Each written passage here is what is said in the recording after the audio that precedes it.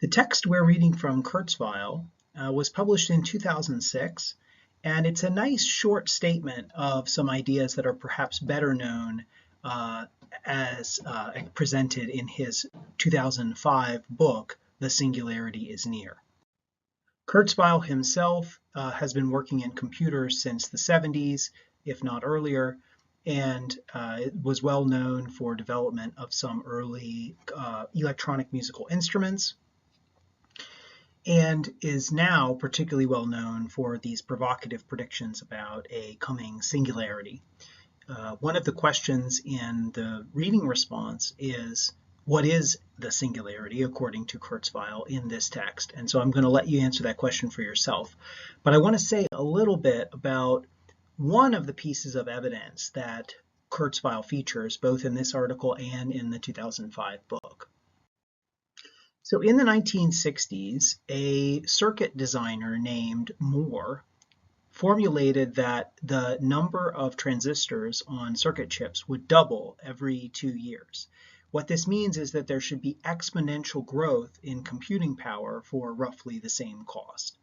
And he made that prediction for the following 10 years, but since that time, others have picked up his prediction and said, you know, this tracks pretty well the development of circuit technologies ever since the 1960s. And maybe it will continue to describe the development of computational power, basically, indefinitely. And so in accordance with that idea was coined the idea of Moore's law, which is basically just the claim that computing power as measured by the power of individual chips will double every 2 years, which means that there is a prediction of exponential growth in computing power. So you see on the y-axis of this graph, the x-axis of the graph moves by 2-year periods, but the y-axis of the graph, the vertical axis,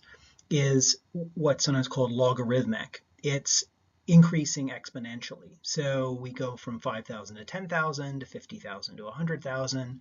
You know, at every one of those iterations, the top number is actually 10 times that of the previous iteration. So 10,000, 100,000, 1 million, 10 million, and so on. Now, Kurzweil draws on this supposed law of the development of circuits and of computing power. He draws on this supposed law as an example of a more general law that he posits, which is the exponential improvement in technology more generally. And so if this is true for computing power, Kurzweil wants to argue, maybe it's true for all technologies and all technological advance. And this is another chart from Kurzweil's book that basically describes Moore's law, again, highlighting some of these very well-known computers and processing capabilities in this history. But in generalizing Moore's law to technological development more generally, Kurzweil ends up saying some surprising and provocative and certainly controversial things. Like, for instance, in this chart, he actually traces technological development backwards, not just to, say, the Industrial Revolution 100 years ago, but to the development of city-states 1,000 years ago, and of architecture roughly 4,000 years ago, 10,000 years ago, and the emergence of Homo sapiens sapiens, what is that, 1 million years ago. So clearly this is a pretty speculative and adventurous way of thinking about human history, and we can ask whether or not this way of thinking is well justified.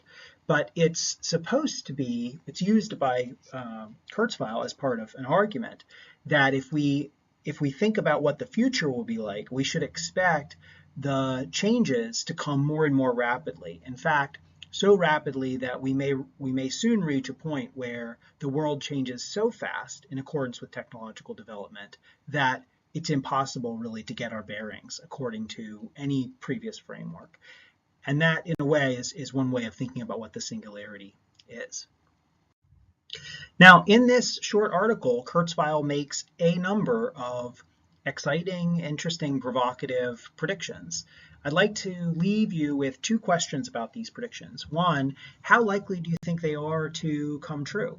There's the big prediction about the singularity, but there are also a number of subsidiary predictions about nanotechnology, about artificial intelligence, and about genetics. So I invite you to reflect critically a little bit about these predictions and say, how convinced you are by Kurzweil's argument for them. And then secondly, I think it's worth asking whether if these things that Kurzweil predicts were to come to pass, it would overall be a good or a bad thing. Which of them bode well for the world, for what we want to see in the world, and which of them bode ill